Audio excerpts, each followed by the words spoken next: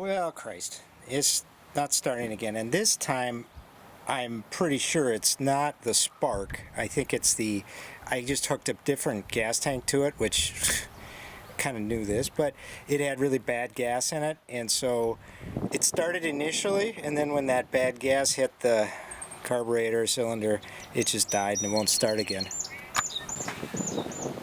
So I just went through this. Unfortunately, I had the video camera set in time-lapse mode, so I'm going to just summarize what you're going to do.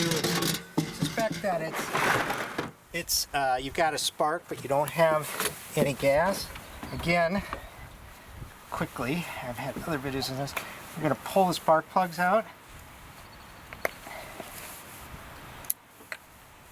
And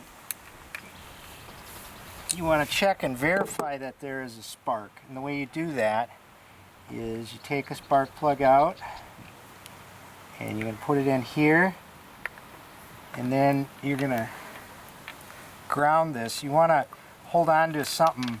It was something with an insulated handle. I don't trust this even. I think you can easily get pretty shocked. This won't kill you, but it's not comfortable. And you're going to have someone turn the key. So you're going to ground it out on this metal, turn the key, and you're going to look for a spark. I'm going to shortcut that in that I know there's already a spark. I've found a spark. So what I usually do, just kind of like quick and dirty way to see if I can get it to start, is take something, starter fluid like this, and you're going to squirt a little in the cylinder.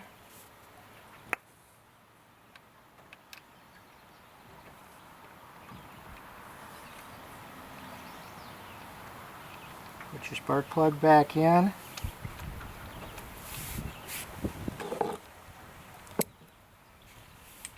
Tighten it up just very little. Spark plugs do not get very tight at all.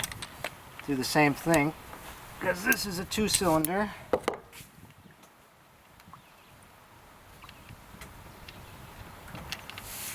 Spray a little starting fluid in there. Put it back in.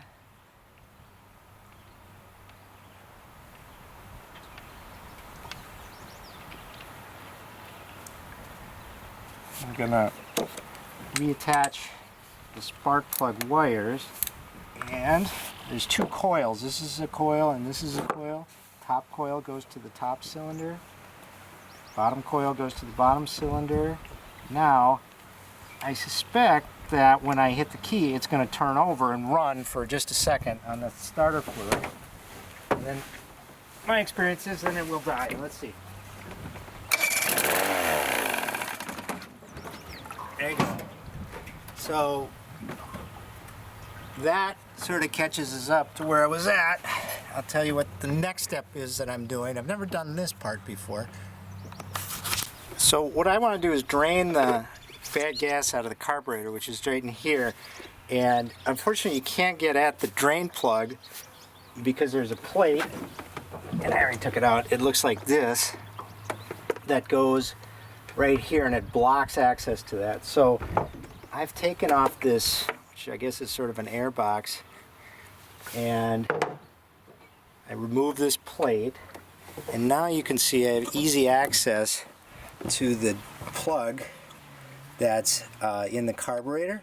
So I'm going to get something to catch that gas so it doesn't go in the lake, and I'm going to just pull this plug out, drain the gas, which I think is terrible, that's in this bowl right here. Alright, I'm just going to have to use a towel. It's going to just end up here, and I'll soak it up with a paper towel. Yeah. So let's get that out. Let's see. I got no gas in there right now. Let's make sure it's full. Pumping my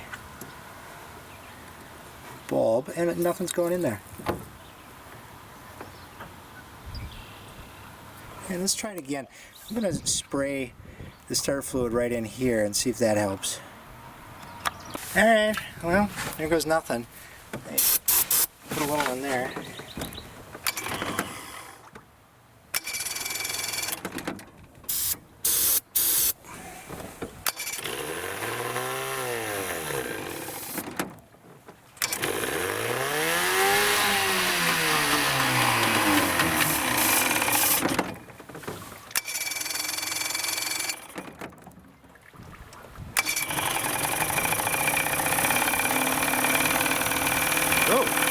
That sounds pretty good.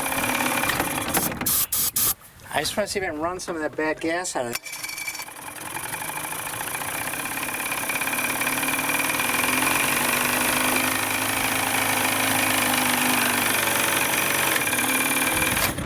Oop.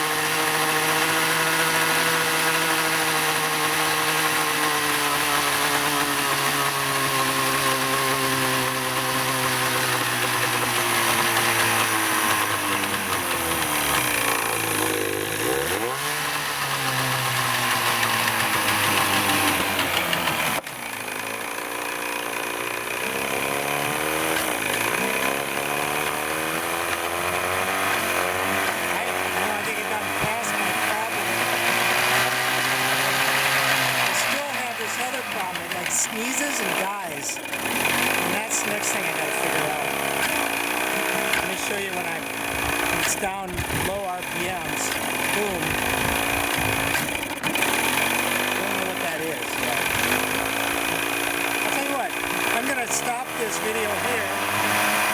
There's always smart people once in a while that are watching these. You're all smart, but if someone can tell me what that is, where it's like sneezing, fix that, I would be very grateful. Yeah, there you go. That's the problem I'm having. It's like it's missing or something.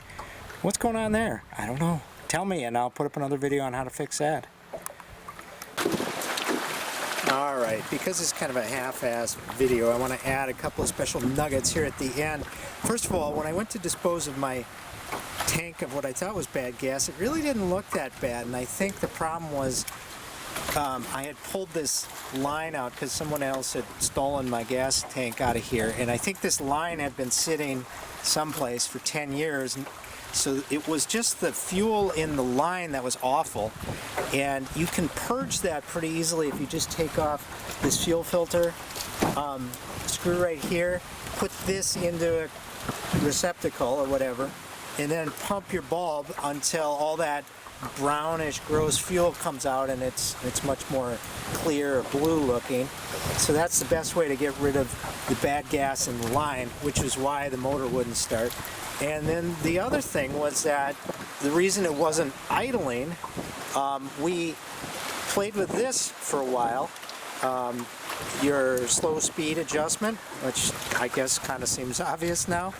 And so we cranked it all the way in and opened it up 1 1/4 turns, and then we just moved it around a little bit. Now it seems to run like a champ. I'm going to start it out. I haven't started it in more than 24 hours, so let's see what happens when I turn the key. Okay.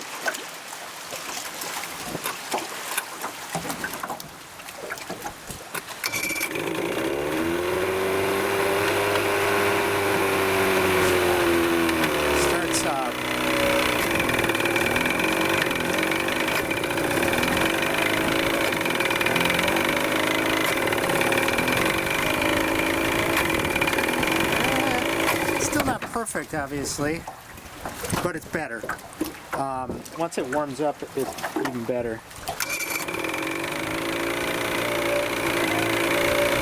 But I never used to get it to idle for any period of time at all.